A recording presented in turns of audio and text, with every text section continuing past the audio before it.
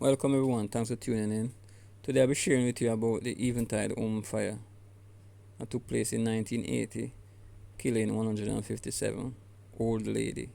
Some of you may have heard about it, some of you may not have heard about it. Some of you may have heard about it, but do not know the exact cause of the problem, or what caused the fire. So I'm here to share with you.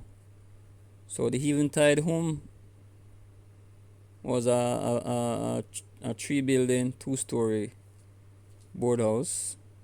It was created to facilitate old people, some blind, some deaf, some crippled, some had sickness in which they had to depend on others, and some were basically homeless. Right? The capacity was 180, but at the time of the fire, it had about 204 personnel. Right, so it was located in Slipen Road in Kingston. So on May the 20th, 1980, a fire broke out at about 1 a.m. That's in the early morning. The fire burned quickly, and even though firefighters arrived quickly on the scene, they were unable to enter the building because within 4 minutes after arriving, the building collapsed. So after the fire chief, he initially theorized that there was an electric short that have caused the fire, even though there was no proof of arson. Arson means someone deliberately set the thing to fire. But Prime Minister Michael Manley stated shortly that after the fire that there was a possibility that it could have been arsonists because the telephone lines were cut and the windows and doors were blocked. So even those who could see or those who could help themselves, they were unable to get out. So the following Monday, Michael Manley proclaimed a day of mourning in which money and goods were raised for the victim. So the 145 of those who died, they were placed in 26 wooden coffins, and a single grave was dug at the National Heroes Park. There is also a monument that was set there in the shape of a triangle to remember those people. So the police are saying that they saw 4 men fleeing the building at the time. So there are 3 articles with personnel giving their different opinions, right? An article by the Geographical Review, which was published in 1980, it wrote that the cause had never been legally determined. In 1993, a person named Lee Davis, writing for Facts on File, stated that the fire had been sparked by electrical short, noting that an ensuing investigation reached that conclusion. And in 2018, the Jamaica Observer wrote that the general view was that the fire was arson. So they are saying that someone deliberately put fire to the building to kill these 157 old people. Can you believe that? Someone deliberately. So that was the different consensus, different opinions, or different ways that people think what may have happened. Some saying it's electrical short, and some saying it is arson, that somebody deliberately do that.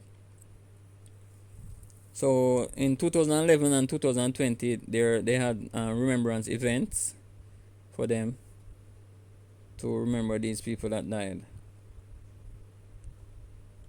So here's a video to explain what really happened. So what I've just talked about was what they put in the paper, the general consensus or the general view that everyone had. This was what was in the media, but this is the other side of the story that was not shown to people. What in the years that you've been publishing it do you think are some of your most significant revelations? Are there some stories that even shocked you? Well, I think one of the big stories that we were able to document in some detail was the the whole scope of CIA activities, similar to what the CIA did in Chile, and which was documented by the Senate Select Committee, was the whole covert action program in Jamaica in between 1976 and 1980. And we did a great deal of research into that, and we discovered in many ways a very similar program, almost a classic model that was followed along the lines of what they did in Chile, including three major categories: military, paramilitary activity, the use of propaganda in the media, and the third one, which was economic warfare, using the multilateral organizations, the International Monetary Fund and others, to withhold loans which had been promised to the Jamaican government. This is one example. What are a couple more of the details of that? You mentioned those first two examples of actual paramilitary activity the CIA was involved in Jamaica. There was a fire, for example, that took place in Jamaica of an old people's home. I think 150 old and infirmed women, many of them blind, were living in this home. And as it turned out, the place burned down in the space of about 8 minutes, 7 or 8 minutes. It was discovered that the phone wires had been cut and that the exits had all been blocked. Even those who could see their way out could not get out. That the means by which the fire was set was the use of a petroleum jelly, which was unavailable in Jamaica. This was one indication, among others, that there was outside help. Why would the CIA, you might ask, why would the CIA want to murder 150 old women? It was because it was an effort, part of a very large-scale effort, to discredit the government in Jamaica, which was at the time headed by Michael Manley, the Prime Minister.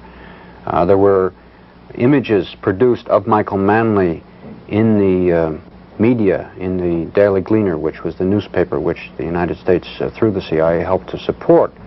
And there is a good deal of evidence of that. There were images of Michael Manley showing a death mask. I mean, it was his face which had been somehow made to look like a death mask, although it was pretending to be a photograph of him.